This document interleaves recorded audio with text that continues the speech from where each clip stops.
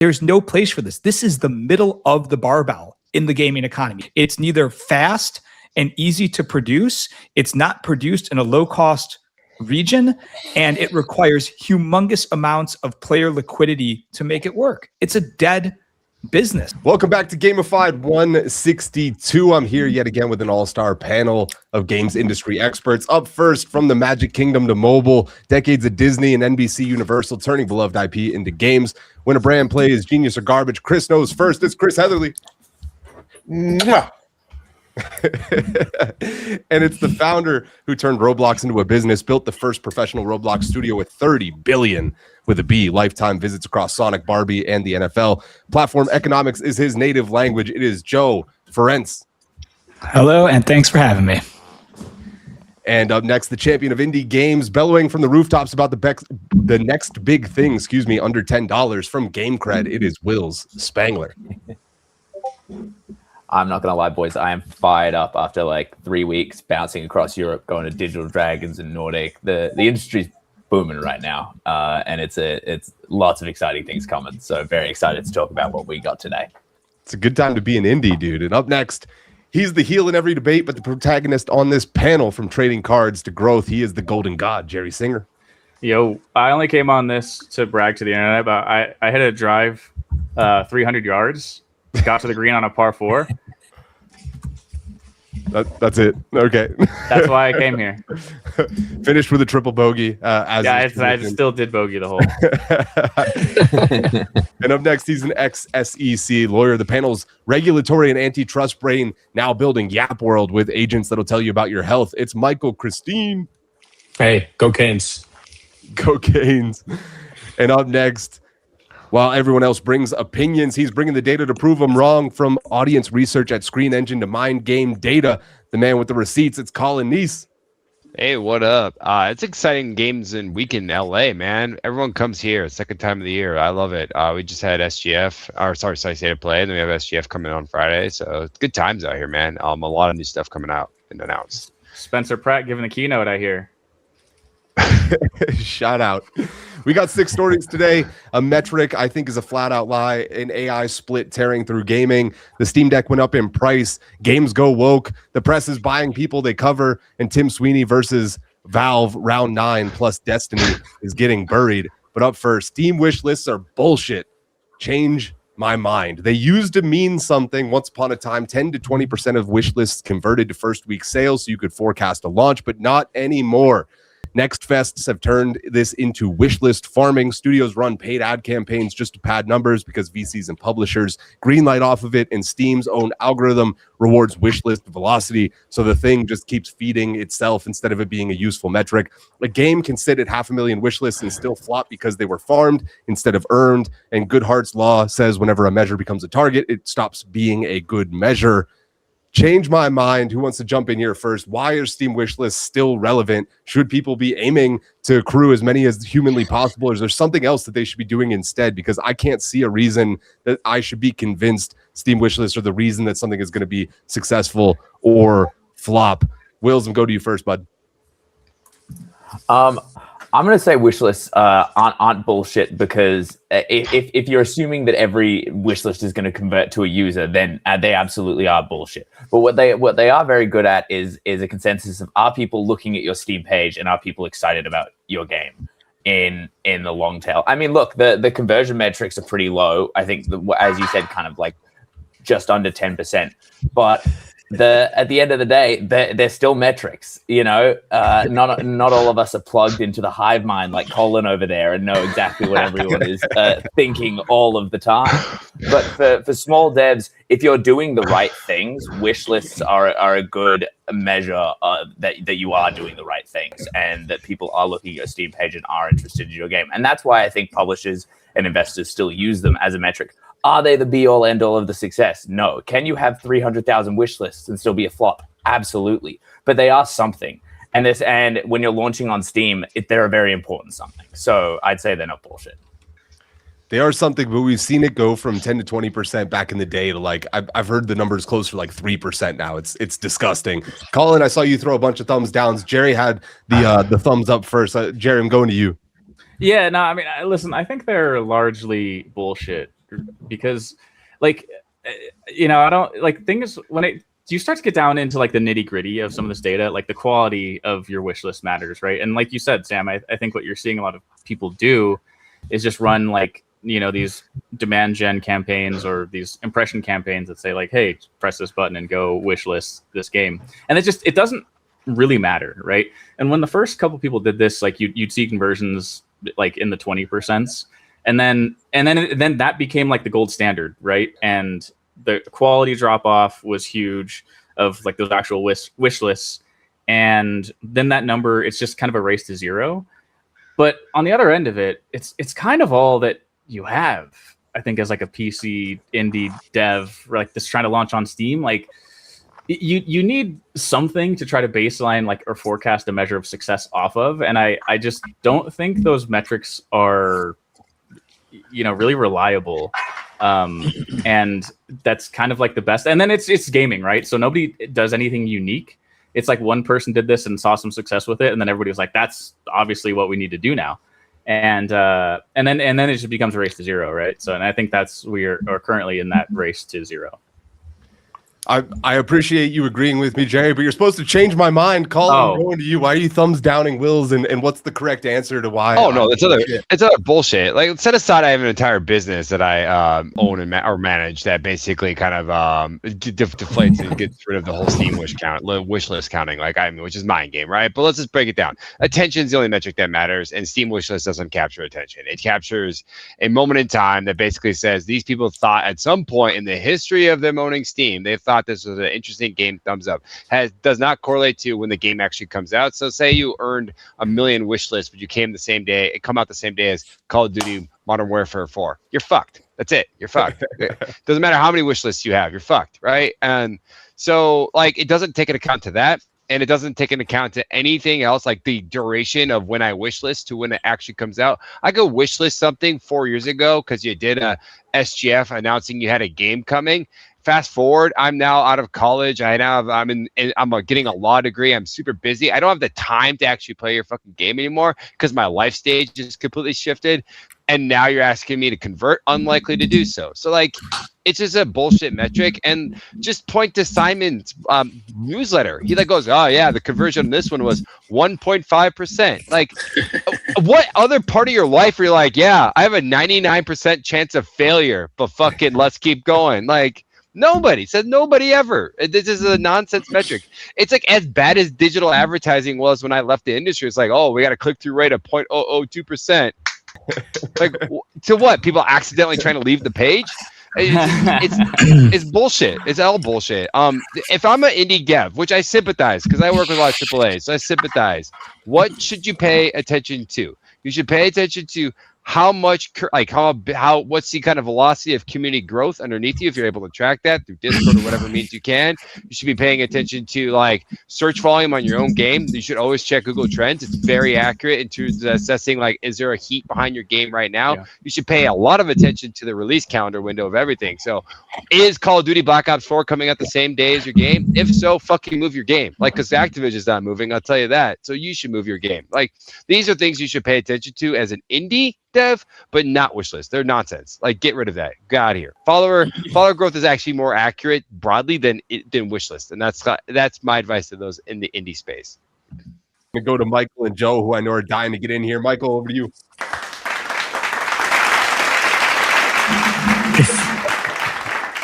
All right, everybody. If wish lists were a relevant statistic, Web3 gaming would be one of the most on fire parts of gaming ever. That's all we have to say. People wish list things in the digital world that we live in today. I favorite things all the time on social media. I favorite things all the time on Crunchyroll, on Netflix. Does that mean I ever go back to them? No, because it was a moment in time where my mind was like, oh, this looks interesting. And I will never, ever, ever revisit it. Today, we live in a world where people have made businesses out of these types of metrics. So you never know if a wish list is actually full of people who are super hyped about the game, or a wish list is full of farmers who somebody paid 0.3 cents for them to go wish list it. So because now that these types of metrics have been turned into a business, I don't think we can trust these types of metrics at all. And I do understand there's the one-off anomaly who's going to say, oh, 1.5% is converting. But if 1.5% is converting, then it's not a reliable metric. It's actually one of the worst metrics I've ever heard. So if we're looking at wish lists, and again, sympathize so much for indie devs, because it's like, how do you show that your game is popping? The only way to me is players, concurrent players. If you have concurrent players, your game is popping. If you don't, no one's playing the game. And the only way you can show concurrent players is if you launch a version of the game and then people actually onboard to play it. So it is a really tough world. Obviously, the attention economy is huge. Obviously, every single piece of media out there is competing against each other. But if you are telling me anything off of wishlist stats, I'm going to go sell you a wildcard NFT. Will's having an aneurysm. I can't wait to get to you, but I've got to go to Joe first. Joe, take us away. So, all right. So I've been a publisher. I ran a publisher for 7 years on Roblox, and I'm now doing my own publishing enterprise. I'm looking at games to invest into all day. There's no wish list function on Roblox. What do we look at? The things Colin said. We look at Discord. Is there a Discord community for this game? This is the single most important metric to know if people care. And if there is a Discord community, is that Discord community active? Is it engaged? Of course, if the game gets to a certain scale, Google Trends and YouTube Trends are super relevant as well. And I agree that the problem with wish listing, there's a clear problem, which is that every successful game will have a strong correlation with wish listing, because if the game sells a lot of copies, it's going to have a high correlation with the wish lists that were there, kind of categorically speaking. But the opposite, of course, isn't true. The other question that, to me, dealing with teenage scammers all day, a lot of great teenagers. I work with a lot of great teenagers. I also work with a lot of teenage cyber criminals, okay? If I was an indie and I knew publishers were looking at wish lists, I would bot the hell out of those wish lists. And I'd say, hey, look at my wish list. My game is going to launch with 1 million people who've wish listed it. This thing's a slam dunk. Chris spamming the 100 on that. Wills, I'm tagging you back in for just a sec. Then we're going back to Chris. I'm sorry, but the numbers that you guys are talking about are absolutely ridiculous. I would be botting 1 million wish lists, or there are businesses that are made to, funnel wish lists into these teams. The teams that actually get value out of wish lists can't afford to pay for these services or to bot for 1 million wish lists. That's not what they're doing, and that's not why they're doing it. I think that wish lists are actually really valuable in those lower numbers, in that kind of 10,000 to 100,000 range. That's, I'd say, when you're in sort of pre-production, when you've just announced the game and you don't have a huge marketing budget. If that's what you're able to stir up with literally nothing. Michael's talking about concurrent players. The people that care about wish lists haven't launched the game. Like, that's the whole reason that they're there, is to have some validation, to have some kind of metric that people are coming to the page. No counter. It's not a be all end all. I didn't know when I could come in. Yeah, mute him for 5 seconds, then you get to yap. All right, Will, I'm going to say something. Yes, from a game developer perspective, of course, that's what they're looking at. Then when you actually go down to the actual consumer level, what do consumers want to see? Why do game developers at all care about wish lists? Because it says, hey guys, look at my game. Other people think it's popular. You should also play it. No one picks games like that anymore. They don't show the wish list number on the Steam page. It's not like an advertising metric of, you should play this. We have so many wish lists. That's not the point. It is I've seen many advertisements though for indie games that say this is how many people we have wish listed. I actually went to a convention last year, a gaming convention, where the guy said that they had 80,000 wish lists. They had a huge thing, like a huge wall that said 80,000. And when I asked him about it, he's like, oh, well, it was actually a typo. We actually only had 8,000 wish lists. And then I on further due diligence, even that number was made up. So what I'm trying to say is if you're going by these wish list numbers thinking that gamers care, gamers don't care. They're getting a lot of their gamers are getting the game that they're going to play from their favorite streamer. It's not about the wish list. It's about the streamer. And then if the trailer itself looks cool enough, they're going to play it. So to me, it's like, who are these wish lists for other than trying to raise money off of fake stats, just like we used to see back in early NFT days when people would have 1 million followers all of a sudden overnight, and VCs would be like, wow, this is a really popular project, not realizing all of these people are bots. So I don't see the point of these wish lists at all.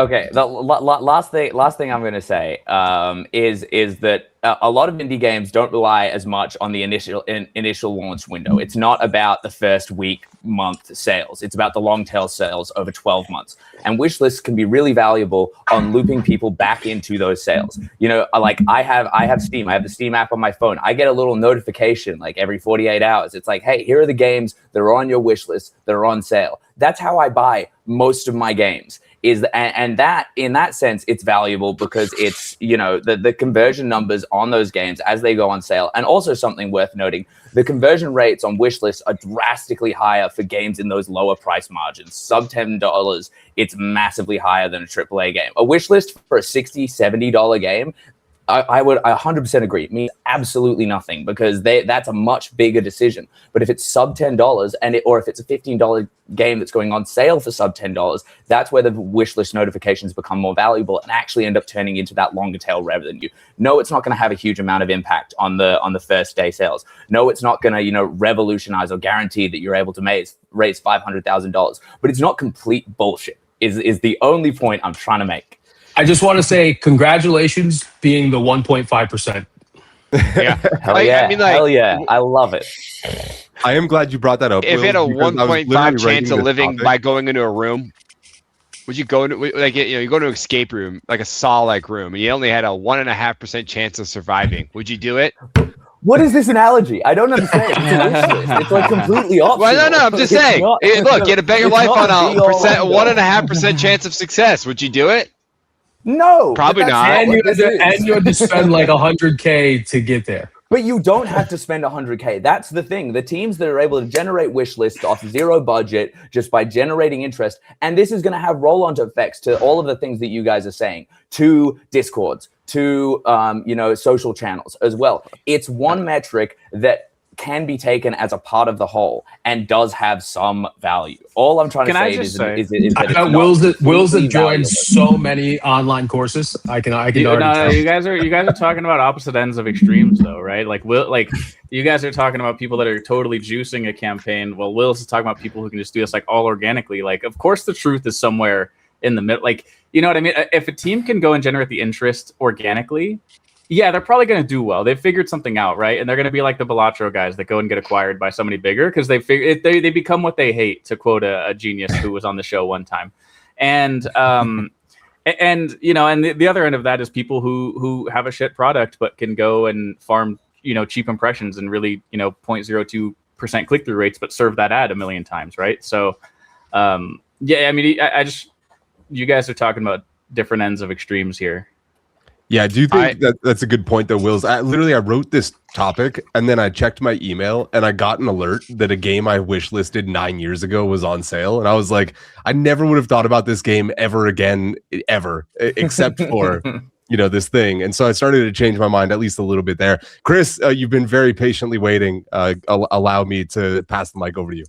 The reason Wills is defending this so strenuously is that he works with publishers, and a lot of publishers still think it's an important metric, and so do these finishing funds like Griffin just announced.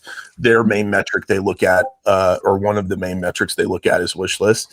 Now, you know, those of us who have been in Web3 know that those people are marks, and, you know, they should have spent some time in the trenches with real men. And then they would understand how things get scammed. But, you know, I mean, what I was thinking as you guys were talking is a better metric to publish would be pre-sales. And here's my other idea. Here's my crypto product, okay? For Steam.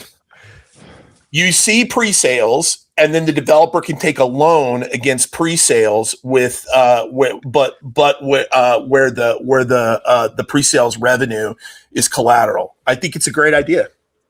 And then presumably pre-sales ordering the game, Steam, wish list, the whole thing.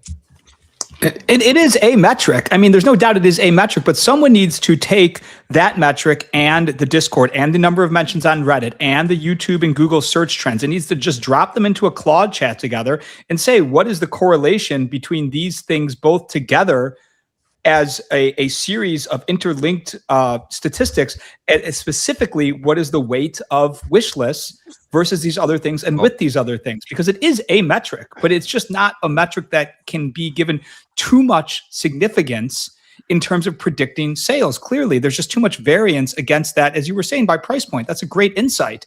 A wish list, an intent to buy, is going to have a much higher conversion rate just in microeconomics at a lower price point. It's just basic common sense there. So that was a great point you made. I do love what Chris said, because the pre-sale is the only thing that's been mentioned so far that can't be botted. Like, you will never be able to bot a thing that requires you to spend the entire amount of money to buy the thing. Colin, go ahead. I mean, Joe, you just described my company, except replaced wish lists with followers, and that's what we basically do. It's like, Well, it sounds like a valuable service. we're pretty good at what we do over here. So That's quite fucking what we Scottie do. Pippen, I mean, Michael Jordan alley-oop right there. But yeah, it is a metric, and the best way to look at a metric is look at all the metrics and then appropriately apply weights, understand what the pros and cons of each metric, understand which one is purchasable. Like, people weight a lot on YouTube views at the end of the day, but that's also a marketing KPI. How many views does my trailer get? So it just becomes a thing they just put, AdSense behind and buy a bunch of views. I worked at Twitch for 5 years. So much of the traffic, unfortunately, was bots, because all the incentives in the world from all sorts of different directions was basically inflate my CCUs up to a high enough level where I can get a bunch of money. And there's no place where this could be immune in digital. It just is the way the internet works. It's like, if it's a metric that leads to money, it ultimately will find bots that follow it. And like, you just have to understand that as a indie developer and kind of risk assess appropriately, right? Don't lean on it as your North Star. Go, okay, it's here, but might not have been us, might have been one of our marketing channel partners, blah, blah, blah. They're trying to hit KPIs. They bought it. Okay, then what? And then go on from there. That's all I would say. If it's the internet, it's going to have bots. My last thing I do want to say, just to push back a little bit on what Chris said, I work with indie devs. I help them get connected with publishers and think like publishers. And as a part of that, I help them understand the things that publishers are looking for. The number one thing that a publisher is looking for is proof that you know how to make a successful game. If you have a game that you've already made that was successful, that's going to be the number one thing that they want to see. They want to look at wish lists, and they want to look at these other metrics when there's nothing else to go off. So that's when that's where wish lists become valuable, is where there is no other data. And obviously, as Colin and as all the other smart people on this panel are saying, you should go out and generate as much data as possible. That's what's going to put you on the path to success. Wish lists can be a part of that, but they're not the whole story. Great opening topic, boys. Love to see it. Let's move on. Roblox going all in on AI, while others are cashing in off of refusing AI, mysteriously enough. The market is split. Nintendo has no AI features, no AI roadmap, and investors rewarded them for it with a stock rallying 7% after they announced that they had no intention on adopting AI. Bandai Namco and Konami both benefited 9% with similar announcements. Roblox, though, doing the exact opposite. They're going all in. Their cube model went from text to 3D objects last year to 4D generation this February. And if you type a drivable car with opening doors, it builds something with real physics, to working moving parts last month. Their studio assistant now plans, builds, and playtests from a single prompt. And 44% of their 1,000 creators, their top 1,000, of course, there's more than that, are already using AI tools. And they're heavily using AI in regard to player safety, which has been a big topic over the last few months. So I want your sentiment score on Roblox's approach to AI. And then if you want to talk a little bit about why the others are maybe benefiting from deciding not to use it, maybe speak to that a little bit. But this topic in particular, 1 to 10 sentiment score, 1 being you hate Roblox's approach, 10 being you absolutely love it. I'm going to go around the horn on this one for the number before we dive in deep. Michael, Christine, kicking off with you. Give me the score. High 8. 7. 10. I don't see a problem here. 11. I'm going to give it a 5. I'll give it 8.5. All right, mostly up high, except for our boy Wills, the champion of the indies. Joe, I want to go to you first. I called you the king of Roblox earlier. Keen to hear why you're so excited about this approach.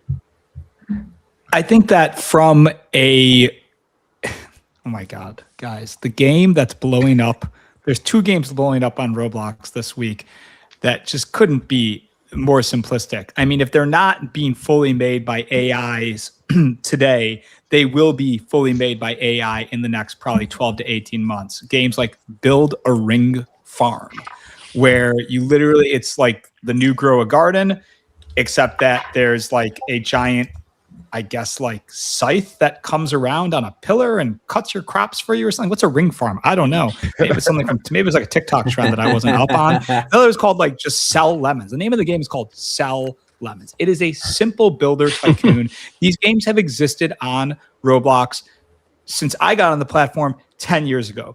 And there's 60,000 concurrent people playing it right now. It's going to make a minimum a few $100,000 for the month at that level of usage for the developer.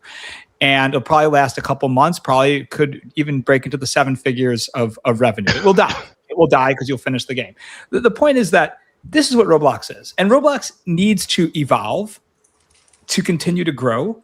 But at the same time, Roblox will need to continue to deliver this type of friend slop, ultra friend slop, sloppiest friend slop of gaming. And AI, well, geez, it's perfect for that. Now, at the same time, they are already taking a lot of measures to put friction in place for just repetitive spam publishing of games. There's a huge amount of new publishing restrictions that are actually, in my opinion, not even being implemented in a way that is fair to actual developers. They've gone too far in the opposite direction. It's creating a lot of friction. Meanwhile, Roblox is aware that they are a volume-based business, and what could be better for volume than native AI tools? And this stuff's going to come to Steam as well. And games are going to continue to be more and more casualized. And that casualized friend slop content is, for better or worse, going to continue to be a bigger and bigger slice of the gaming market share. I want to go to Chris and Jerry in just a second, but real quick, Joe, I want to double click and ask you, whenever you talk to the studios, are the studios excited about this, or are they frustrated because some of their moat of being able to develop these things quickly is maybe going to disappear with AI being introduced?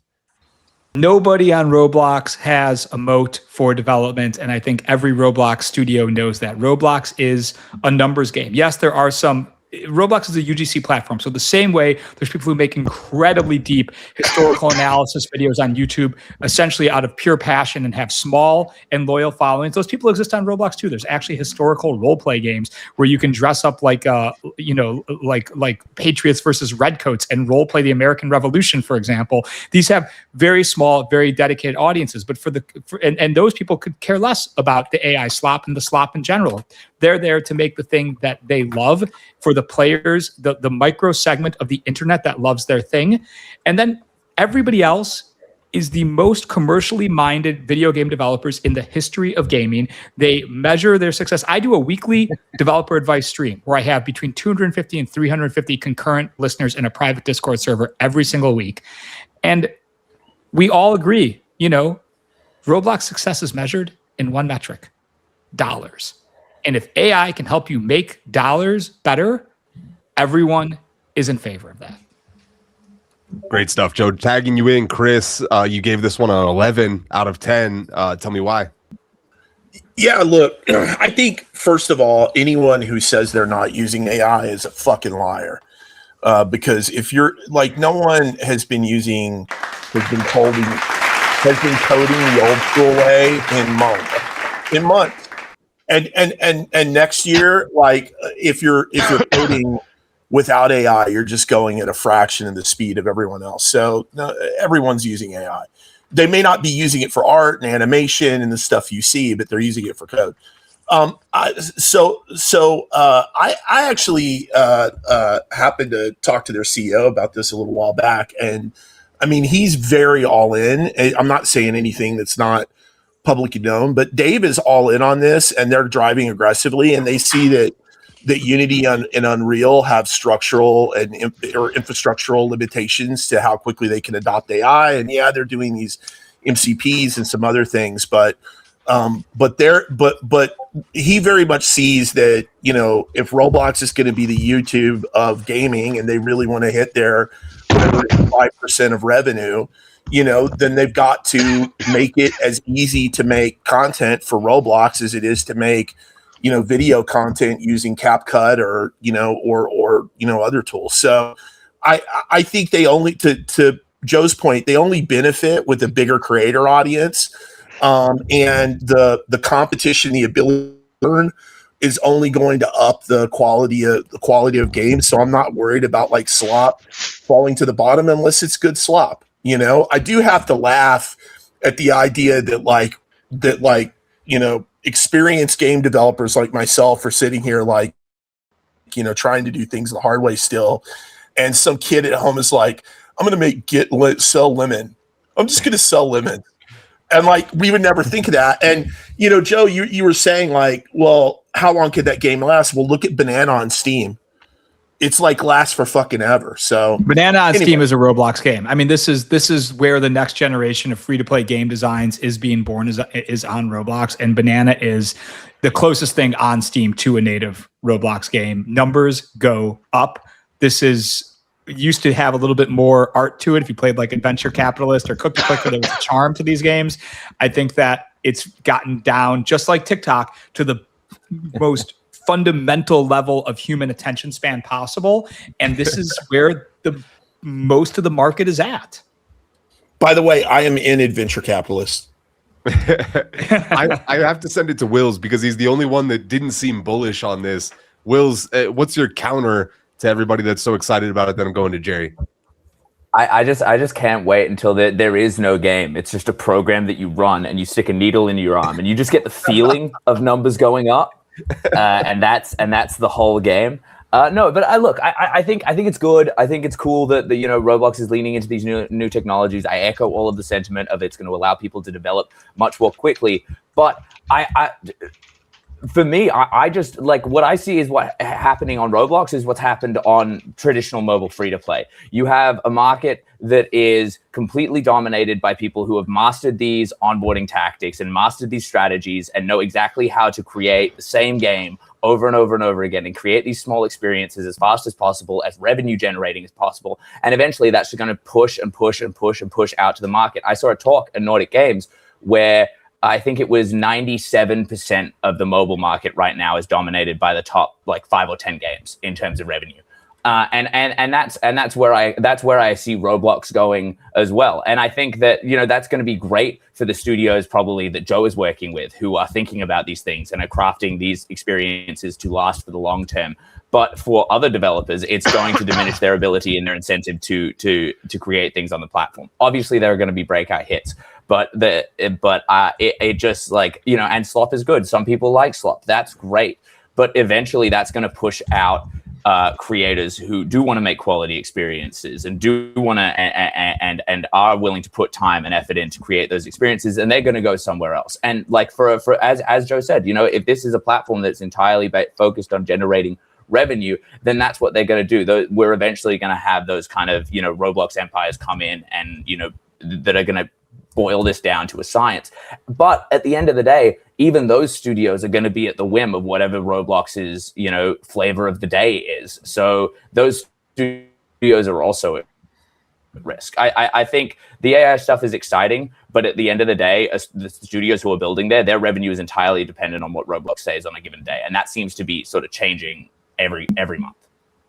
Well, the thing that's great, I just want to add, the thing that's great about user-generated content in gaming is that it is not dependent on individual face talent, right? That's the thing that has made it so hard to build a business in YouTube and TikTok, is it depends on the face, on the Sams of the world to be the face of their channel, where in Roblox, you don't have that. At the same time, it makes it very hard to create a sustained competitive advantage as a studio on Roblox. There are a few franchises that have stuck near the top, but the amount of churn is enormous. And I don't think that's going to change anytime soon because the content is disposable and the players want disposable content. And no one that I have ever seen yet has an advantage in creating disposable content the same way until you become Charlie D'Amelio or Mr. Beast. You do not have an advantage in creating user-generated video content either. So it's very hard to create and sustain a competitive advantage in Roblox slop creation. Great. Yeah, but that's okay if the game costs nothing to make, right? If it's a weekend or a couple weeks, or you and a couple friends work on it for a couple months, and you can make your money back. That's fine, right? For games to be disposable. It's just a different mentality than we've had in the past. I mean, the reality is that if you look at video has become disposable too. We used to fucking collect it and put it on a shelf in a special steel case and all this other stuff. And now people watch 37 TikToks a day, so and never watch them again and never think about them again. So, I mean, this is just the nature of media. Media is it's more consumable and it's consumed at a higher velocity and it's more disposable, and games are going that direction too, and it's fine. Shout out to the graveyard that is my bookmarks collection, where I convinced myself that I will return to them, and I never will. Jerry, I know you've been waiting for a while. Colin also jumping at the bit. Go ahead, Jerry. Yeah, I'm back to being depressed about video games. That's the industry that I love. Because I've watched 15 videos played behind you, Sam, and the only one that looks cool is Burger Time. Young Gerald over here is kind of a slut for kitchen sims, I guess. Those games just get me. But dude, I mean, I've looked at every single. I was watching these people drive fucking forklifts. And just I can say this now because I'm back to the world of the employed. Get a fucking job, dude. You can just actually go do that. Like, none of these games are like anything that I would want to touch, right? So, okay, I have like two takes here, and that's like, for Roblox, this is a 10 because obviously Joe knows the platform infinitely better than I ever could. But yeah, Roblox is becoming it's speed, and it's who can make these and who can spit these out, and that's great. That's just not the video game industry that I ever wanted to partake in or be a part of. So like, this on a personal level for me, this is uninspiring. And like, I've seen, who hasn't made this version of like Sushi Merge or whatever it's called, right? Like a fruit merger game. I played 1,000 versions of that game. Also pretty fun game, especially on mobile when you're at an airport and stuck. But I always wanted to be in the Nintendo side of things, right? And make games that are like Legend of Zelda or Breath of the Wild or Super Mario Galaxy that were just more immersive and more fun. And I wouldn't ever, if I was ever working on a game like this one that's playing right now, I would hate. Finish him. Jerry, I love you, and I'm so sorry to do this to you, but you are not from the brain rot generation. These games are made for the brain rot generation who are only consuming the dumbest videos ever, and then I think it was Wills or Colin had said never seeing them again. That's you're from the generation of like substance and that you want things. That's not this generation. And if you look at Roblox right now, 78% of their users are under the age of 18. So we see the little Nintendo bump in their stock price. Well, guess who's bumping Nintendo? Adults. People under the age of 18 do not care that something was made with AI. Only people who think it's threatening their jobs do, and those people are old. So Roblox is a platform made for the consumer under the age of 18. Don't get me wrong, more over 18-year-olds are playing, but 78% of the platform is made for people who don't give a crap about AI slop. Finish him. I just want to break in here and say that how dare you say it mutes all of us. How dare you say that Jerry doesn't understand brain rot, because he's one of the most retarded people I know.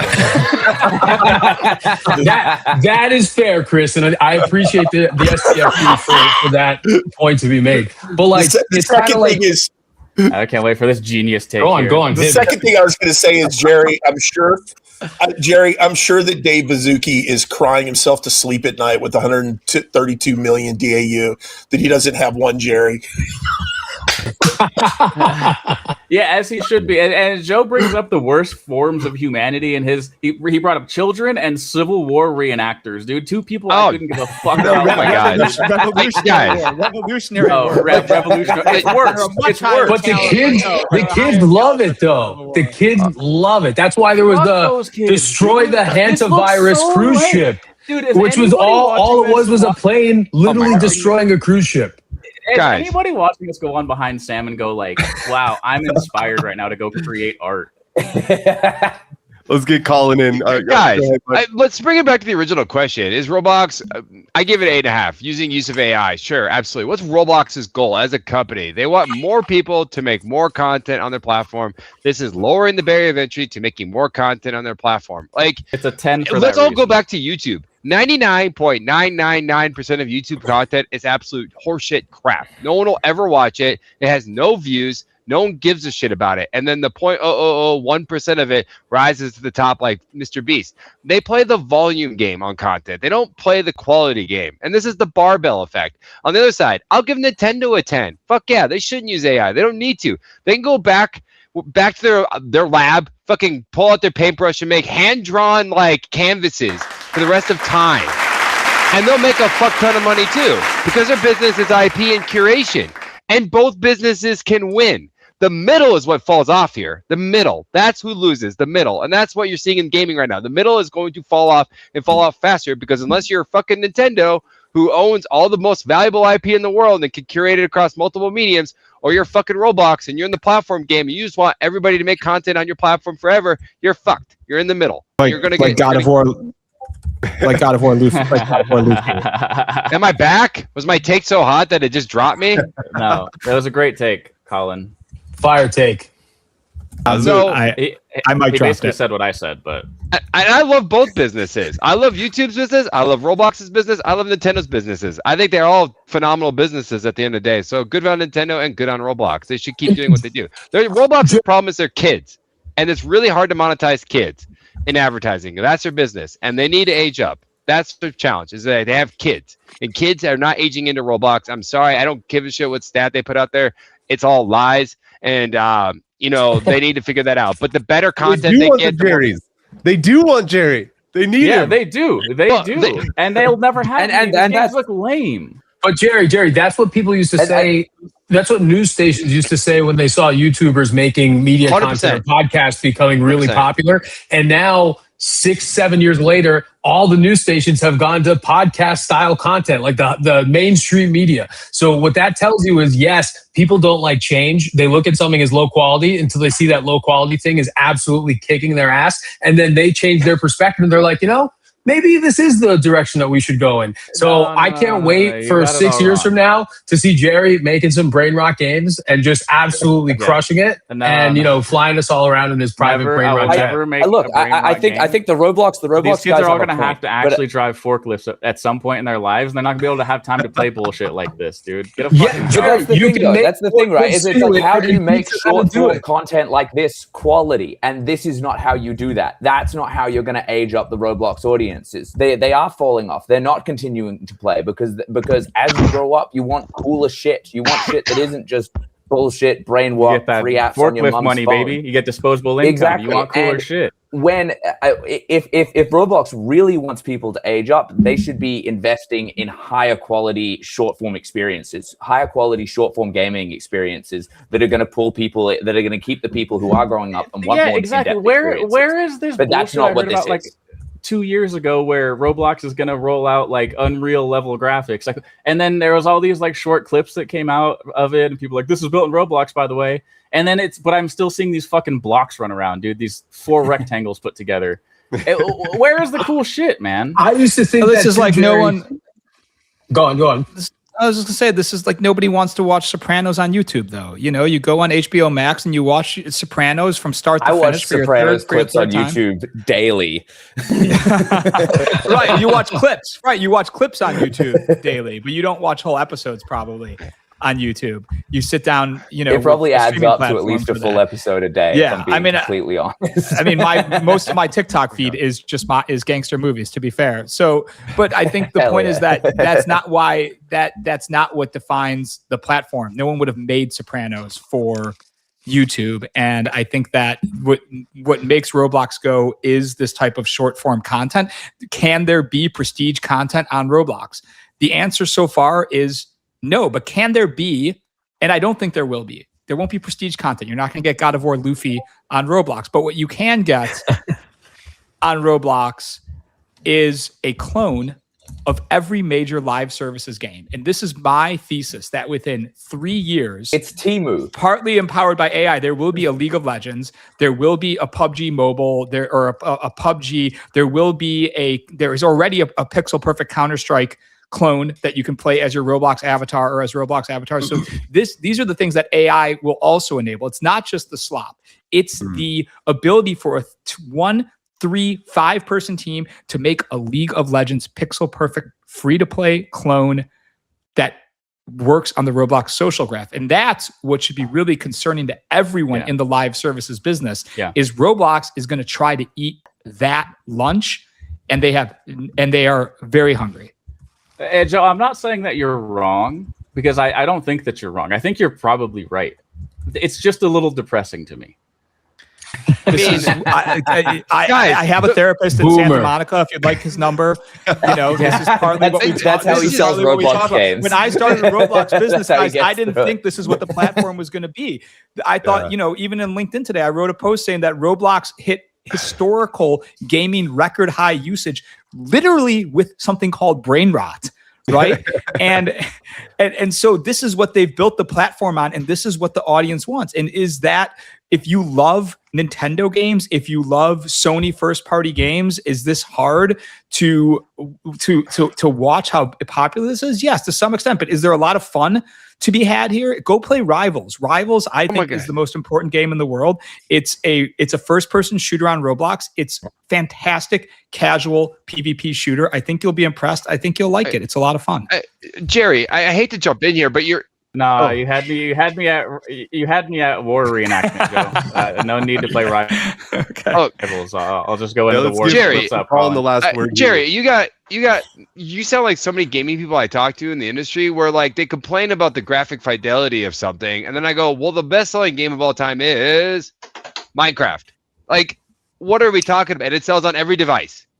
Every device. On a mobile phone, sure. On my Switch, absolutely. On my Xbox, on my PlayStation, look at Circana's list every single month. On that list is both GTA 5 and Minecraft consistently. It's like your perception of quality, visual quality, versus what people actually want to do, which is usually to have fun in an environment that's malleable to what they want. It just, they're two different things. And both can exist at the same time. You can have your beautiful Breath of the Wild and have this. They can live side by side. Yeah, I'm with you guys, for the record. Yeah, I don't know why you guys keep telling me I'm wrong. I'm with you guys. I think it's gonna happen. I just, I don't love that. Also, when does the age verification go into place and all that stuff they're doing? Permission, Sam, to revisit this conversation so I can just go do my victory lap then. One thing that I think is really interesting is we're starting to see more and more data that young people actually don't care about graphical fidelity almost at all. And the correlation that I thought was really interesting about this was they were saying when it had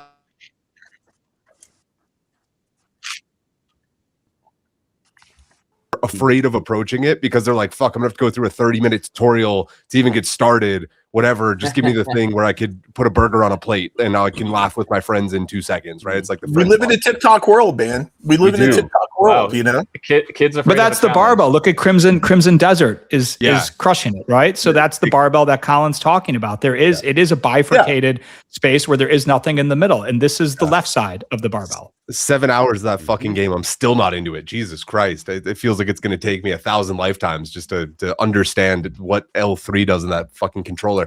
We move on. I put it down too, Sam. Bullish or bullshit on the new God of War at the June 2nd State of Play, which was yesterday at the time of filming this in Santa Monica. They revealed God of War as their headliner, Laufey, nobody can seem to pronounce it, with a 20-minute gameplay trailer for the first time in a mainline entry. You don't play as Kratos. The new lead is Faye, who is Laufey. I don't understand how it has so many different names. Kratos' wife, reworked as a faster, more acrobatic, but equally lethal protagonist. Kratos now takes a back seat, and the internet is split right down the middle. Half praising the combat overhaul and the return to a fan favorite feature not seen in 13 years, and then half furious that the flagship franchise benched its iconic character and allowed Chunk framing it as God of War going woke because the lead is now a woman. So bullish or bullshit, real quick. I'm going to go around the horn and then we'll tag you in for your takes. Michael, Christine, bullish or bullshit? Oh, bullshit for sure. Bullish. This doesn't pass the sniff test. He's calling it bullshit. All right, Chris, Bullshit. I'm bullish on the cube. on the cube. I'm in the middle. I'm gonna go. It's Nah, a choice. nah, Bold nah, move. nah, Bold nah, move. nah, nah. All right, I'm gonna go. Fuck. I'm gonna say more bullshit than not. That's what I gotta go with. I feel bad, but Chris Heatherly, I want to tag you in first on this one, man. What was your reaction to seeing this adaptation that they're making after so many successful games just spamming the Kratos formula? So I said bullshit, but I actually don't care. There are people who are excited about it and great, and there are a lot more people who are not excited about it. I think as a commercial decision, it's a terrible decision. Using secondary characters, especially when you have a male-driven protagonist, a game with a male-driven protagonist, and swapping to a female protagonist just hasn't worked in gaming. I think you're going to see. I think Supergirl in a couple weeks is going to underperform. Some things are, there are things that are for men, there are things that are for women, and there are probably a fair number of women who like God of War who might want to play as a female protagonist, and a lot of guys who might want to play as her character. But I just don't think that it's enough to justify the budget that they wind up having to put into a game like this, and it probably winds up being a commercial flop for them. And it just is what it is. The audience is going to buy or not buy what they're going to buy or not buy. And a lot of dudes don't want to play as a female protagonist; they want to play as Kratos, who's one of the most popular characters in of all time. So it is what it is. Yeah, my personal problem whenever I saw this, as somebody who's played a lot of the God of War games, if not maybe all of them, is they're taking, if anybody's played League of Legends or Dota or whatever, they're taking bruiser combat, which is like melee and heavy and whatever in your face, and they're making it like agility rogue gameplay. And so they're fundamentally changing the experience of the actual game. I don't care if it's a woman or whatever. I just care fundamentally that you're changing the experience that I love for the last 20 years. What are you doing? Michael Christine, I'm tagging you in. Yeah, I think this is a pretty big bullshit move, and I think the most recent example of this is the Ghost of Tsushima. They switched them from the main character to a woman, and obviously the game flopped. I play games all the time with female protagonists. I think they're fine. But when you take a game that has an established fan base of an established character, and then all of a sudden that character is, a completely different gender, a lot of people are going to be mad about it. Just like if I took a game with a female protagonist, and then the second part of that game, all of a sudden it's a male protagonist. People are going to be upset that you replace that female protagonist with a man, the same way that people are upset that you replace the male protagonist with a female. I do think a lot of this is unfortunately a sign of our times. I think there is a lot of forced diversity in a lot of things, and that's what people call woke. And people are kind of rebelling against it now in the last, 2, 3, 4, 5 years, where we had 10 years of this kind of, hey, we have to force this type of inclusion. And as a black guy, guess what? If you have to force my inclusion, then don't include me. I don't want to be forced. If it's not natural, then what are we doing here? And so to me, it's like, hey, why don't we just make new games or spin-off games, if you will, that have nothing to do with the main character? It's just their own story. That's awesome. I'm going to play that game because, you're going to give me a God of War that's completely different and in a completely different universe with a established female protagonist? Sure. You're going to take the game that I love, that I've been playing for 25 years, and just completely change the protagonist because of your own, political agenda. I might have an issue with that. So I think it's just audiences kind of rebelling against being forced to say, what am I supposed to like? And this is the moral line I'm supposed to have. I just want to play a game with my favorite characters that I've been playing for the last 25 years.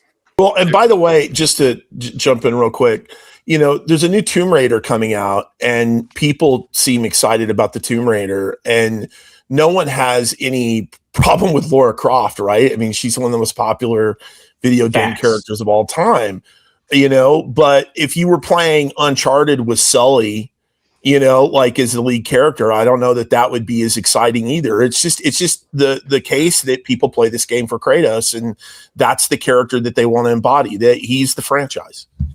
Wills and Colin having a competition of who can look more frustrated waiting for their turn. I love you both for that. Wills, let's let your name light up first. I'm going to you and then Colin.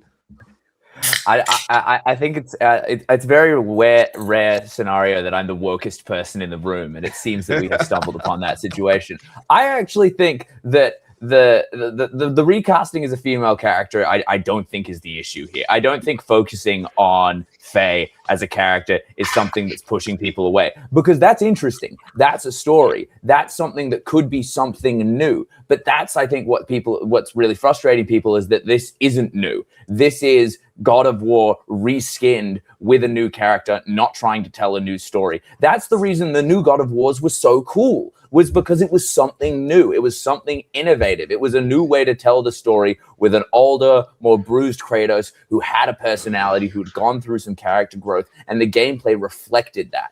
It does. I'm not certain why the decision, like, and maybe I'm happy to be wrong, but to me, this looks like, ooh, the God of War 2016 and Ragnarok were massive hits. Let's keep this fucking wheel turning. Let's keep making this shit with, a new character, and it looks kind of the same, but people will like it because they like playing the same things over again.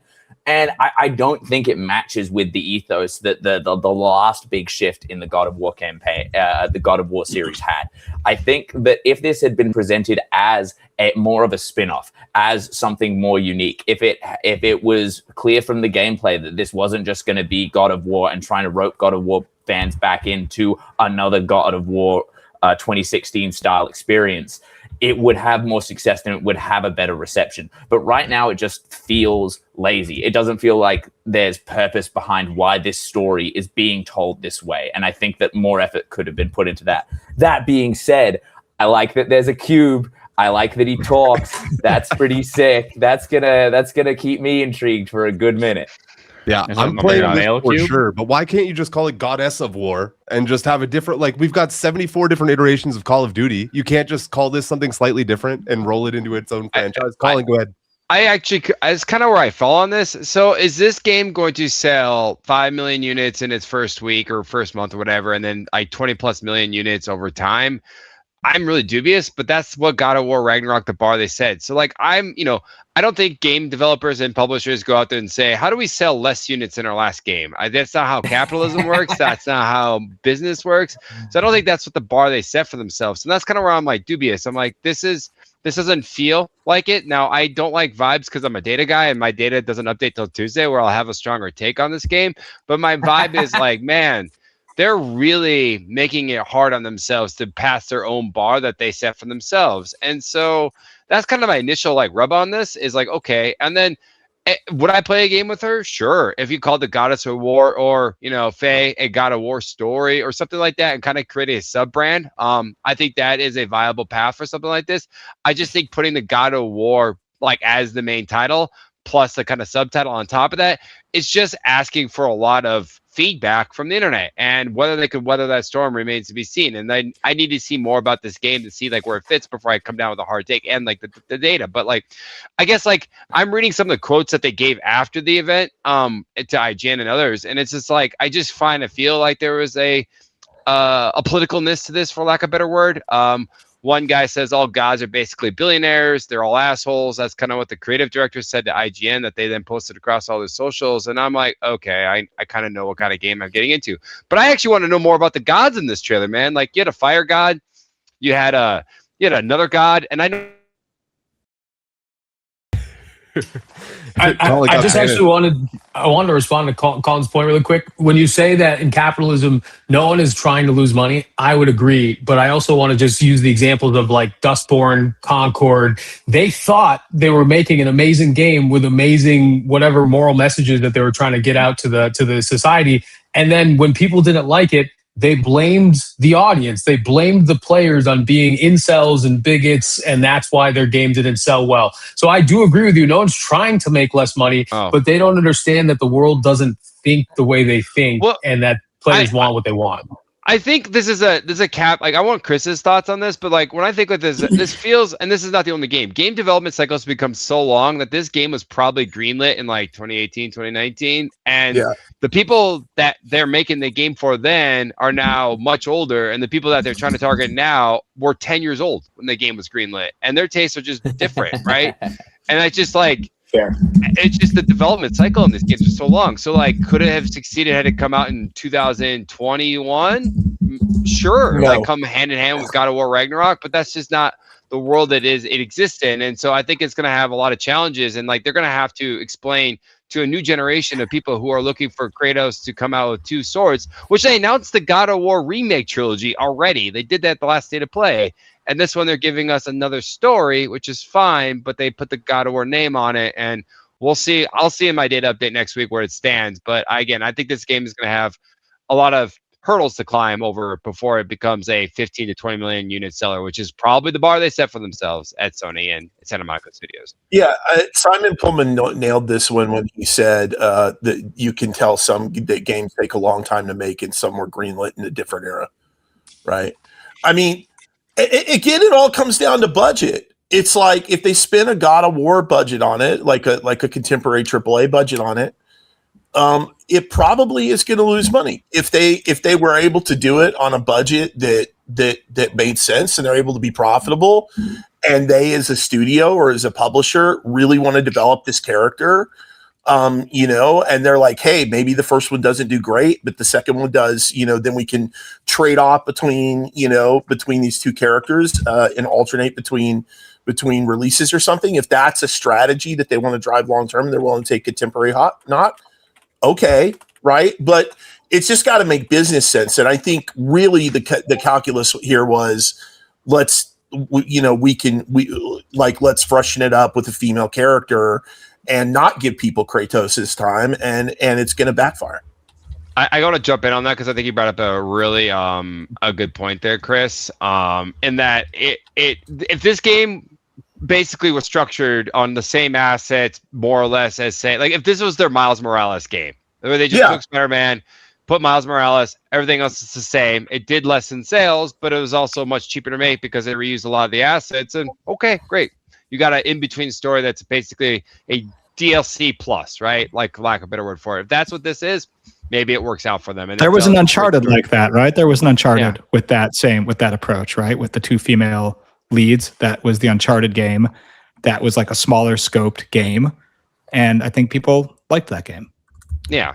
And if this is the bridge to the next Kratos adventure, okay, then maybe it actually ends up working out for everybody involved, right? And maybe that's what this ultimately is, and we shall see. Could have just aged. Right? I'd like, where's Atreus? We spend 2 chapters here building up Atreus. Hand the reins off to the heir apparent. It makes no sense. This whole thing makes no sense. If I may just jump in, I have no problem with female protagonists in stories, video games, or music. I was listening to Wet Leg this morning on my way to Santa Monica. If you haven't checked out Wet Leg, they're just fantastic. They're just incredible. I love them. And I worked at Mattel full time from 2011 to 2014, and then I was a consultant at Mattel, consulting executive producer and strategist for Hot Wheels video games from 2015 to 2020 until I went full time at the startup I founded, GameFam. There was a moment, and the Masters movie is coming out. I worked on Masters when I was full time at Mattel on the Legacy brand, on the Heritage brand. I produced a Masters mobile game in 2012 that was editor's choice, and it was #1 paid game in the App Store. And so I'm very close to He-Man, and I have a lot of affinity for He-Man. If you look on my shelf, you're going to see some He-Man stuff. There's like a giant merman model back here, for example. I don't know if you can see it, but in any case, okay, they were going to make He-Man brunette. There was a moment where they had an actor, and the actor, this is a previous iteration of the Masters movie, and the actor was going to play He-Man with dark hair. And one of the executives at Mattel, I said, I wasn't involved with He-Man anymore at this point, and I was like, are you kidding me? This is a disaster. What are you doing? And he's like, well, the world's a lot more brunette now. That's what he said to me. And I was like, what do you mean? Like, what does that even mean? What do you mean the world's more brunette now? Okay, like, are you saying like the Kardashians are now like the all-American family, and so it's okay if He-Man is not blonde? Because there's this thing, the words that we've all been dancing around here is brand DNA. Okay, like there is brand DNA to God of War. The franchise is like 20 years old. Okay, now on top of and the brand DNA is kind of similar to our friend He-Man right? It's muscles, it's brute force, it's manly, masculine, testosterone-driven, just carnage. That's what you come to God of War for 20 years. Now it's going to be something totally different. I think Goddess of War is a great name. They should have. Oh, who played Shut the Fuck Up? Yeah, I did. No, these people hold on. I'll play the knock role and just be like, and say, I feel like I'm in the upside down right now. Because on this same panel, we talked about Mass Effect. You guys all called it bullshit for them like being more inclusive and tweaking parts of the story for the show. And all of a sudden we're against and Joe, you weren't there, so I can't hold that against you. But I was not there either. I was there. Well, okay, Sam. Sounds like a totally different panel. All right. Well, it was the same panel. You guys all have I think it's strays here. I didn't do anything. You guys all have the same hive mind and fucking basically say the same thing for an hour and a half anyway. It's just like, can you guys do what I did? Can the internet just do what I did? I waited patiently for my turn. I waited to see. I wanted to see what everybody else was going to say. Can we just fucking see what the story does? I hope this game wins Games of the Year now, though. Because dude, we cannot call these people testosterone-filled men. They're playing video games, dude. There's not a lot of testosterone flowing through the veins of these gamers that are playing God of War, and then getting up in arms because I see them because they're on Twitter right now. They look like the fucking Michelin Man, dude. There's no testosterone. These people are fucking lame. Just fucking wait and see. I hope it's the fantasy of testosterone. Wait, are you saying that Asmongold is not male performance? We have a panel of all brunettes and whatever the fuck Chris used to be. It's okay for He-Man to be a brunette. Finish him. Jerry, do you know why franchises like Dragon Ball? Finish him. Dragon Ball today is the same as Dragon Ball in 1984. Obviously, the story's changed, it's evolved, but it's a bunch of super beefed up fighters going crazy, yelling, Super Saiyan. That's what Dragon Ball is. That's what the fans love. That's what they come back for. People always say, oh, Dragon Ball is all about transformations. If people are coming back for those transformations decade after decade after decade, then they found their product market fit. It's not as if the creators of Dragon Ball are like, I think we need a Goku now because Goku's been so popular. Let's make a female version and totally change the story. They're not doing that. They're sticking with their guy because that's who everybody wants to see. If I see a franchise for 25 years, I want to see the main guy. I'm not trying to see Goku. I want to see Goku. I want to see his new transformation. I want to see it break the internet like it has the last 35 years. That's what I'm coming in to see. And that's what most consumers who like this IP are trying to do. Yeah. Can I jump in? Because I want to say Sony knew this at the start of their show when they gave everyone Wolverine. You know what he did? He just tore people's faces off. He threw a guy into a forklift. That shit was the most metal shit ever. And I was like, they weren't buying this game. This is awesome. And they had Jean Grey. You know what she didn't do? She fucking threw a car at a person. I was like, fuck yeah, this is awesome. Living the fantasy of Wolverine. This is what I want. And they knew the mission on that one. They started the show with that. That's what I got to say about that. Yeah, it's a great point. They're not dumb. I just got to highlight, only Jerry can play a card that forcefully mutes everybody and gives him a turn and call it patiently waiting for his turn. I sat there for like 20 minutes listening to these bozos go on about fucking testosterone and the manosphere. The manosphere. Can you leave? Can wait? You know who's great? Political agenda out of my video games. Can I just play my video games in peace? 2B in Nier Automata. What a great female protagonist. Senua in Hellblade. Yeah. What a fantastic female video game protagonist. Because they serve the story. Because they make sense. We have two entries in the franchise with Atreus being trained up to be the next God of War. Woo! Let's make a whole pivot here to a character that was not central to the adventures of the last two games, and also is not what the franchise has been about for 20 years. I think it's a hard sell. Maybe from a creative standpoint, it will be great. It looks fantastic, by the way. This looks really good. Amazing. I would play this, but they've shot themselves in the foot. And for what? Like, what is the gain? So I looked it up. I looked it up, guys. It's going to cost over $200 million to make this game. Yikes! So That's more Alex, than how much did most Supergirl like, cost? major Marvel movies, right? I mean, Supergirl probably has a $100 million to $150 million budget max. Just saying, like it's. I mean, it's just again. It's to me, it's about risk reward, right? It's just the business calculation. But at $200 million, if you came to me and said, let's greenlight Kratos' wife as the main character, no way. No, Yeah, this but is my based on game. that Does that make me a math, bad How guy? many wish lists does it have? But Chris, based on that math, if the game costs $200 million and they spend another $100 million marketing it, can they sell 10 million copies to make their money in a tiny profit? I'd probably say yeah, and I'd actually take the side of that. Okay. Like, yeah, is it going to do God of War 20 million?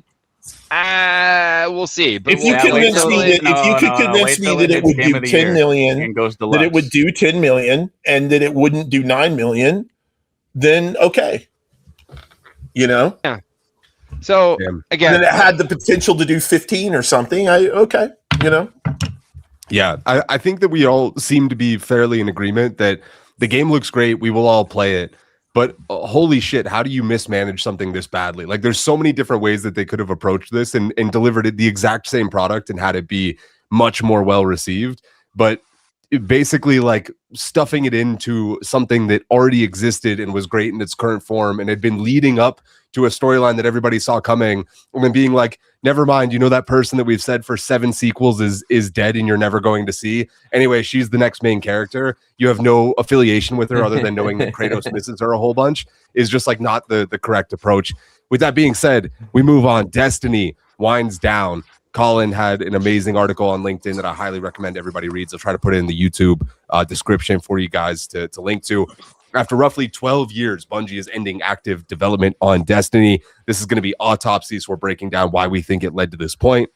One final content update ships June 9th, 1 week away, and there is no Destiny 3 that is greenlit that we know of. Reportedly, it is too expensive to build. Everything now rides on Marathon. The servers stay up for now, but no new expansions, no new seasons, and a significant round of layoffs is reportedly coming once that last update ships for Destiny 2. A veteran in the space even asked out loud, quote unquote, are we witnessing the end of Bungie in totality?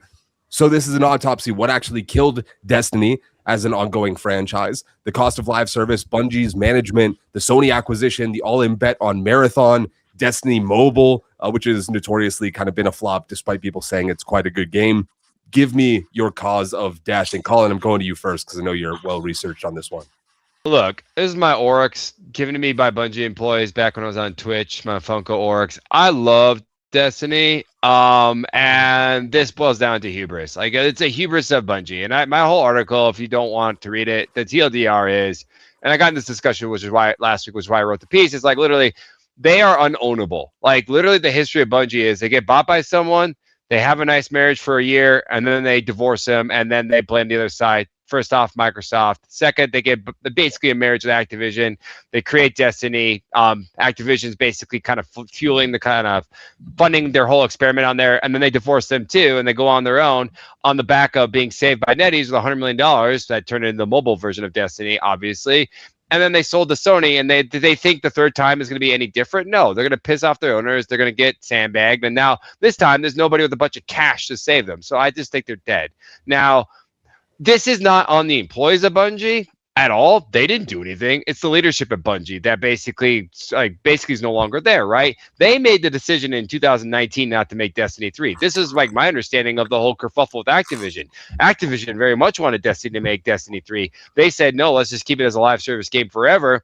Well, that seemed to be a fatal decision, huh, Bungie? But it wasn't any of the employees that made that damn decision. It was the people that led Bungie at the time. So they're the ones that fucked them over, but they're also insanely rich now because they got sold to Sony for billions of dollars. So this just makes me melancholy about the whole thing because Marathon's peak in our data at my game didn't even hit the peak of the final shape. So the last major DLC drop for Bungie or Destiny had more of a ceiling than Marathon did at their launch. And now they're trying to say that this is going to be a game that's going to save Bungie. No, it's not. It's dying. And it's going to die. Like, I saw the live stream on YouTube yesterday of the state of play. All you saw was Destiny 3. And here's my take, Chris. You appreciate this. This is going to become the Snyderverse of gaming. There are going to be people that chase Sony Interactive forever who are going to blame every decision they make they don't like on the fact that they should have made Destiny 3 instead. And there's going to be a Snyderverse of this like community that's going to be say Destiny 3, Destiny 3, Destiny 3 forever. Like, this is going to haunt them. This is going to haunt Bungie. This is going to haunt Sony. That's what I actually think is going to happen now after watching the State of Play live stream. Destiny 3 is going to be around forever. It's just in the memes. Let's go over to Chris on that note. Yeah, I mean, so what are they going to do? I mean, everyone wants Destiny 3, clearly. Everyone's told them that. They don't want Marathon. You know, I think it's going to be very difficult for them to live operate their way back to where they need to be. I have to imagine that they're just negotiating with Sony right now over Destiny 3. Right? I just have to believe that that the thing was, you know, like lacing people off, cut costs and tread water while we put together this plan to regroup around Destiny 3 after this, you know, after Marathon was such a you know, kind of a black eye. That's what I have to imagine. But because if you're Sony, you're not going to sell the studio with Destiny. Like, why would you give up Destiny? And you're not going to close Bungie, you know, if you could get another Destiny out of them. So I just think all roads eventually lead to Destiny 3, but maybe I'm high. So Chris, sounds like you're saying you think they will figure out a way to make it fine. You know, maybe they'll reduce the scope or whatever to be able to stomach the budget for it, and they'll axe Bungie. Is that what your prediction is? I don't think I don't see them closing the studio. That seems crazy. I don't see them selling the studio and getting rid of Destiny because the you know, the option value, like the last thing they want is someone else to have a hit with it.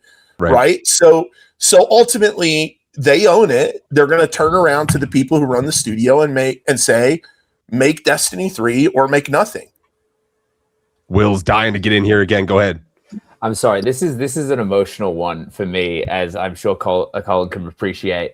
I like what Destiny was is you talk about scaling down Destiny. That doesn't work. Destiny is scale. Destiny is magnitude. It is giant raids. It is a giant universe. Like the thing about the final shape, and I think Colin touched on this a little bit, is that was the end. That was the end of the 10-year story that they had been telling. I remember being in high school with my buddies looking at what do you call it? Concept art for what would be the final villain. And we only realized that 10 years later. That's what Destiny was. Destiny was like a story of magnitude that was all building towards this final battle. And the final shape was that final battle. And then it keeps going. That doesn't make any sense. That it was so strange. Like, I hopped back on Destiny for the first time in like 2 years, and I sunk like 150 hours in the final shape because that was my goodbye. That was like, holy shit, we did it, everybody. We did Destiny. We finished the story. We've done the raids. We've had a great time. And what's been so depressing for me is, and what really like messed me up when I was reading the sort of farewell article was that, like, there is no plan for Destiny 3. Like, what Destiny 3 would need to be is something infinitely more ambitious than Destiny 2. It would need to be a complete restructuring of the universe, the stories that they've told, while also keeping in touch with all of that and the gameplay mechanics as well. And I think Destiny Rising has kind of showed that people don't want to rerun this, even on mobile, even for free. Like it would need to be something bigger. No one more than me would love to see a Destiny 3 come out and do well. But in my heart of hearts, I just simply don't think it's possible, given the financial situation of Bungie, the reception of the past expansions, the scale that would be needed to create a Destiny 3 would be so large in order to do it well. And I assume that that's what Bungie would want to do, is because they'd want to do it right. Like, I think, unfortunately, we had an opportunity to see a great kind of swan song for Destiny with the final shape, but that's not what we got. We got this kind of like bumbling, shaking corpse that we're now putting out of its misery. And that's infinitely more depressing than what it would have been. Do I think it was a mistake to bet overly on Marathon? Absolutely. Would I love to see more of the Destiny universe and more of what was created there?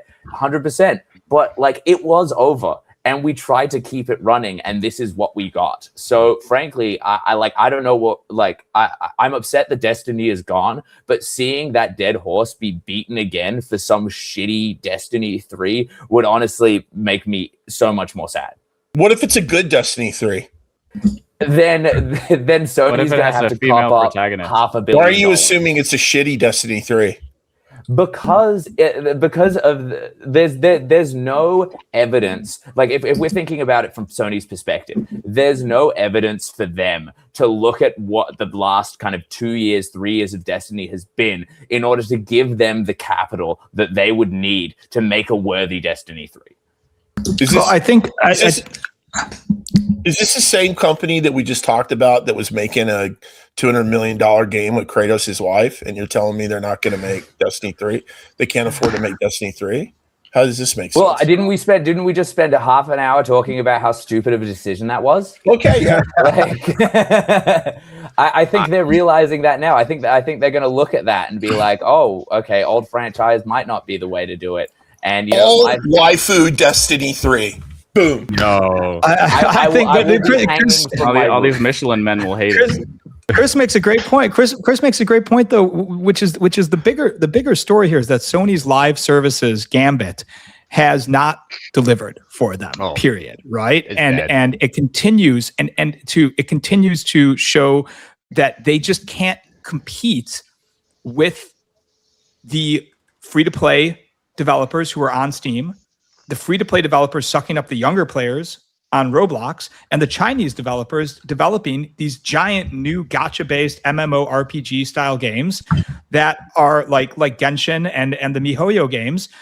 Where does this type of AAA ground-up live services, ridiculously humongous teams working for years on end to then make something that needs sustained huge DAUs live? There's no place for this. This is the middle of the barbell in the gaming economy. This sits squarely right in there. It's neither fast and easy to produce. It's not produced in a low-cost region, and it requires humongous amounts of player liquidity to make it work. It's a dead business. Now, on the other hand, Destiny has real brand value. Destiny has a generation of people who believe in this IP and this franchise. But to make another live services massively MMORPG based on this, I do tend to agree they should, but they probably need to make it in China. Yeah, that's what I was about to say. Give it to China. Bungie model, Bungie, they're not going to sell it because no one's going to buy it. Why would anyone buy Bungie? There's no one left to buy it, right? That hasn't owned it at some point. There's no cash flows that come with it. So how do you price it? It's just an acqui-hire to make what? An antiquated genre of game in an antiquated business model. I mean, I think you hit on something that's really interesting, and I don't think you're wrong. I think first off, they should let it just sit for a year or two and let the internet Snyderverse the hell out of this, because that's what I think is going to happen to this IP. It's going to be the ghost that chases Sony everywhere. And then, go back to the core thing that was Destiny, which is a good story. You might quibble of how great it was, but the whole point of Destiny was this single player kind of quasi multiplayer MMO experience with a story that kind of undergird it. And that's what Sony is good at, is making good story-based games. So go back, get rid of the live service shit, get rid of the glimmer, get rid of all the crap that they bolted onto Destiny and Destiny 2 over time. Just go back to we got to do raids that you can play with your friends, your friend groups, because it's up to 6. You got to do nightfalls. You got to do strikes. You got to play the campaign. That's the core thing that this game needs to do in Destiny 3, and tell a new story, and then just build on that. And you know what? Maybe use it to sell PlayStation 6s down the line in 2030 when they're trying to hawk that new hardware, and build toward that as the kind of future of Destiny. Hand off the entire. Go ahead. I just want to say, Colin, I think you're onto something though. Hand off. Destiny 3 is made by the modders. Hand off everything. Just open it up. Yeah. Just open it up and let the internet have at Destiny and see what comes out of it. And I know Destiny players. That's not going to end well. Community It's gonna end takeovers did so I well. don't know. in Did it gaming. not? Did it not end well for Minecraft? Did it? I mean, has it? Okay. Destiny is not Minecraft. Destiny is not like a UGC. It is a crafted experience where you feel like like. So was Skyrim. So was Skyrim until it became like the most modded thing we've ever seen besides Gary's mod. Yeah, but like that's GTA Online, I mean, sure. I mean, if that's what you're looking for, is as Chris said, the waifu Destiny. No, but I don't know. Maybe I'm naive, but I like to think what made Destiny special was Our producer how also had a beautiful good the point universe. saying modders are on PC, not on console. Just wanted to get you in there, Lens. Yeah. Good job. Jerry, I saw I you were highlighted. Go ahead. Yeah, I mean, one thing that's amazing to me is like Bungie's ability to always kind of fuck themselves. It's truly incredible. I mean, I think we haven't talked enough about like the split focus of Marathon and Destiny. We also haven't. I mean, Colin, you're a data guy. Like, I'm looking at the Steam charts. Like, the player counts haven't looked very good. Like, this, I kind of felt like it was always coming. Yeah, and then it's like the gaming community never ceases to amaze me because they'll be like, "What? Well, why did you guys fucking kill the game?" And then it's like, "Well, nobody was playing it anymore." Just, at some point it has to make sense, right? And Destiny would always have its spikes and everything, but now everybody's up in arms and fucking 10,000 people are playing the game. So I just. But Jared, we see this give kind it of to thing the though. Stop Killing Games people. No, I'm with you guys. Give it to the internet so they can also fuck it up.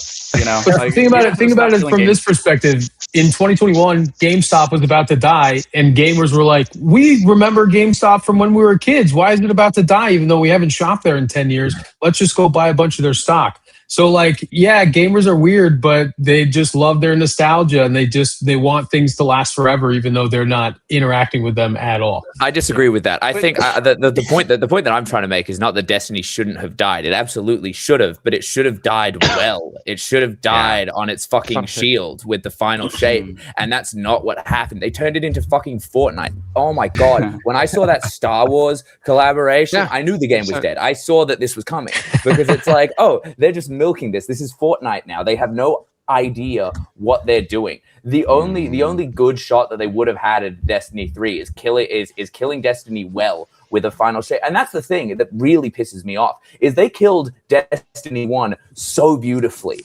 I forget what the name of the last season of Destiny 1 was called, but it was such a beautiful farewell. They brought back all of the raids, they upgraded everything, everyone got back on. It felt like such an amazing time to be in it and be involved with it and say goodbye to the things you love with the expectation of things coming at the future. And that's what Bungie was really good at. You were talking about how hard it is to do these sort of live service games.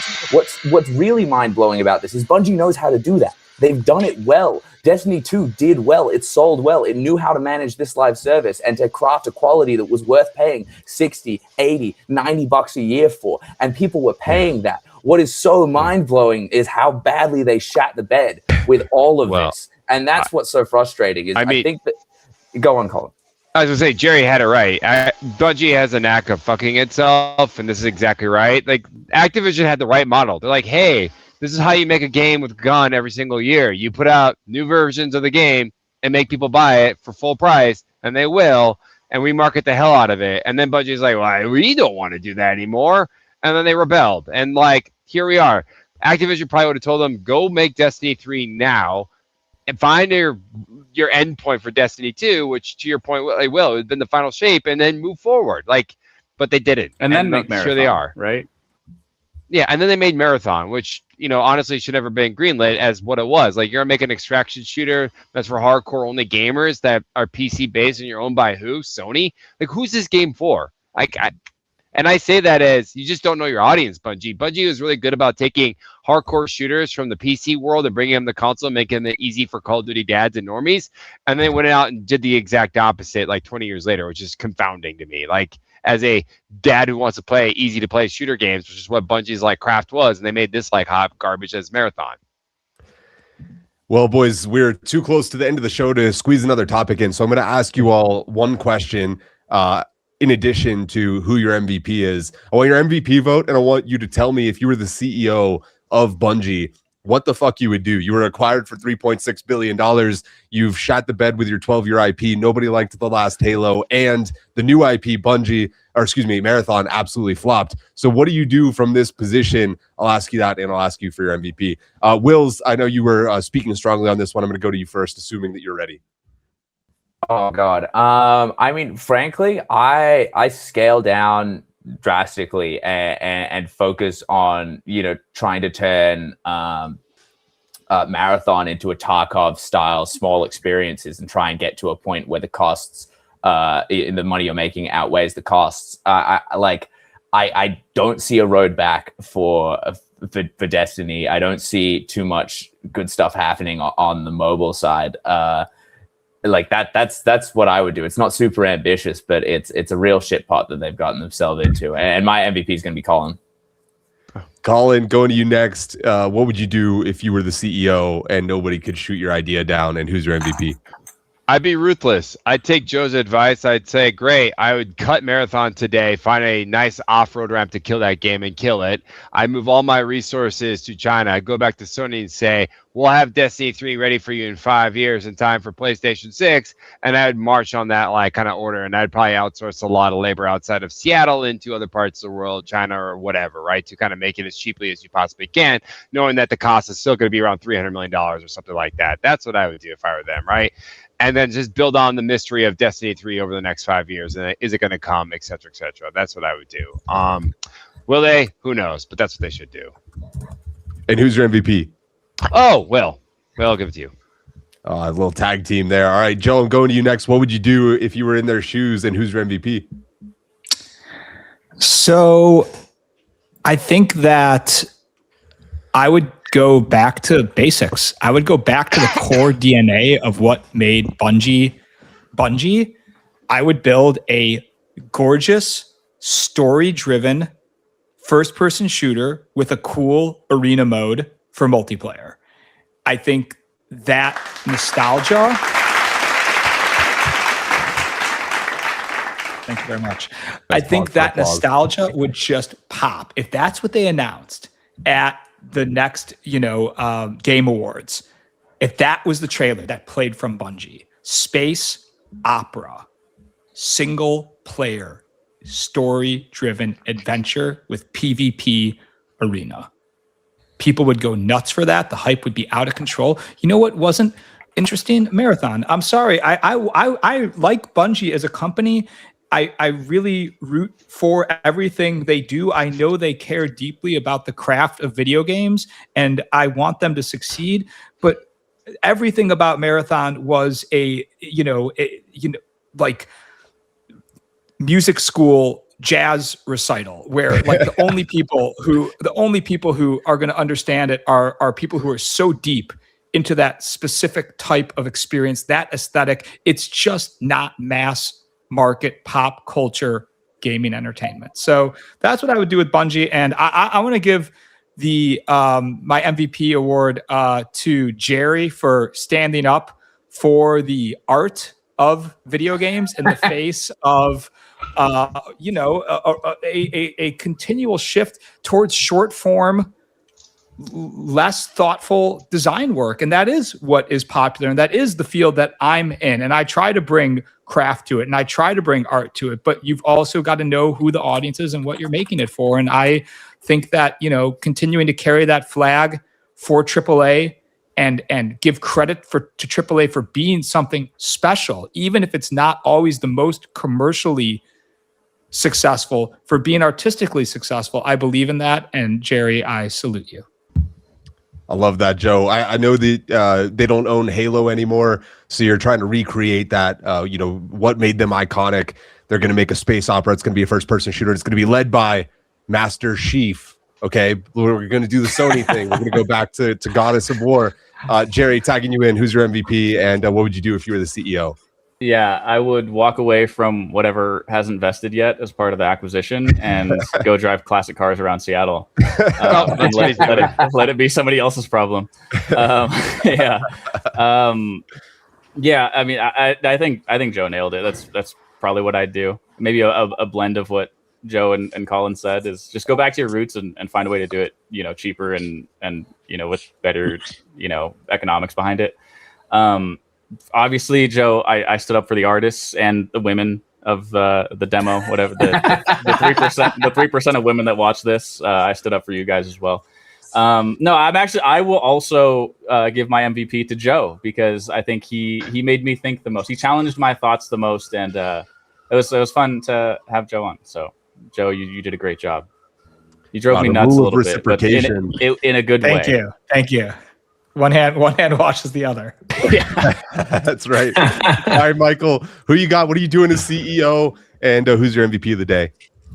Honestly, I'm so disappointed in Bungie as one of the original diehard Bungie supporters. I'm so disappointed into kind of what they've become. So I think I'd probably fire all my staff and completely retool us into something different. Why is that your answer to everything, Michael? You're just, dude, you fire fast, bro. 100%. Steve Jobs. If you don't give you your elevator pitch in 20 seconds, you're out. You're done.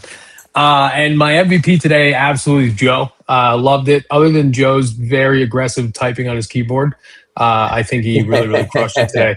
Loved his takes. Loved his rebuttals against Will's craziness, Will's crazy woke agenda. So hey, you can be in favor. Thank you, Michael. I just want to say for all of us, you can be pro-woman. I am pro-woman as far as I am concerned. Frankly, I love women. Choice, with the casting so much, dude. with the casting choice of the hero. With the casting choice of the hero, everything needs to serve story. Everything needs to serve creative and artistic integrity. That was my point. Okay. Yeah. Also, Joe upped the hair game. So did Colin. Colin looks a little bit like Tim Tebow, so he gets an honorary MVP. Chris Heatherly, what are you doing as CEO? And who's your MVP vote of the day? Are you gonna knock Joe down a peg by tying it up, or are you gonna pass it to him? My vote is for Colin. I gave him two mic drops today. So I have to be consistent.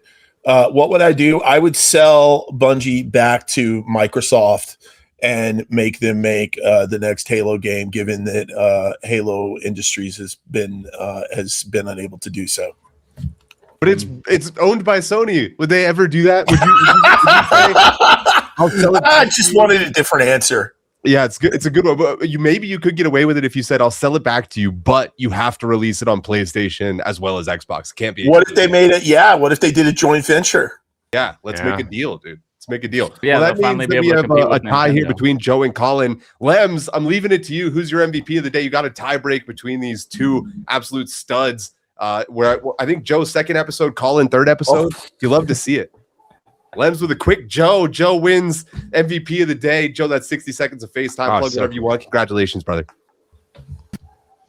So I would like to add that thank you for the honor of being MVP. And the thing I will plug is I am going to be releasing a series of YouTube shorts from the weekly Roblox developer advice stream I do, covering all things Roblox development related. So keep an eye on those on YouTube coming up. And thank you for the opportunity to plug my YouTube shorts. Hell yeah, man. That's awesome. Sounds like an amazing call. Is that call also open to people, or is it something that's gated in Discord that you mentioned that has a bunch of concurrency? It is gated, but we're planning to start co-streaming it on YouTube as well. And I also wanted to mention that the Superman curl has a mind of its own, and some days it just comes to the party. Most days it doesn't, but when it does, I welcome it. This panel doesn't always appreciate good hair, Joe. So. Thank you for noticing. Well, half the panel was a hat, so another great episode of Gamified, guys. Thank you so much for bringing amazing takes today. It was one of my favorites in a long time. I look forward to running it back. I'll be gone the next 2 weeks on my honeymoon, but don't worry, Peyton will be leading the charge along with Lems and Phil in the background. Appreciate having such amazing panelists that we can leave on and production staff to make this happen each and every week, except for last week when I was getting married and most of them were at my wedding. And so I had to steal them away. But we'll be back as our usual scheduled programming pretty much throughout the rest of the year. Love you guys, and we'll see you next week.